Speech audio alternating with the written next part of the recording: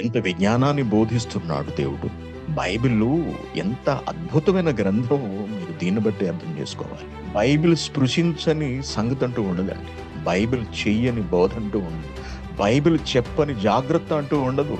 ఈ లోకంలో ఉన్న ఏ తండ్రి కూడా చెప్పనన్ని జాగ్రత్తలు బైబిల్ గ్రంథాన్ని వ్రాయించిన పరమాత్ముడు, పరమ తండ్రి చెబుతున్నాడు తన బిడ్డలకు.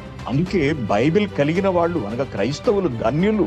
మన తల్లిదండ్రులు మనకి ఇన్ని జాగ్రత్తలు చెప్పలేదు కదండి. నా తండ్రి చెప్పలేదు, నా తల్లి చెప్పలేదు. ఇలా ఉంటాయి విషయాలండి. లోకంలో ఎవరూ చెప్పట్లేదు. ఏ టీచరు చెప్పడు, ఏ ప్రొఫెసరు చెప్పడు. మీరు ఎక్కడికి వెళ్ళి నేర్చుకోండి.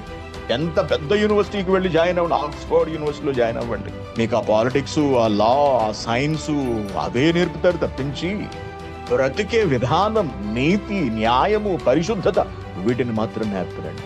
ఎవరు చెప్పరు ప్రపంచంలో. ఒక్క దేవుడే చెబుతాడు. ఆ దేవుడు రాయించిన బైబిల్ గ్రంథం మాత్రమే చెబుతుంది, నేర్పిస్తుంది.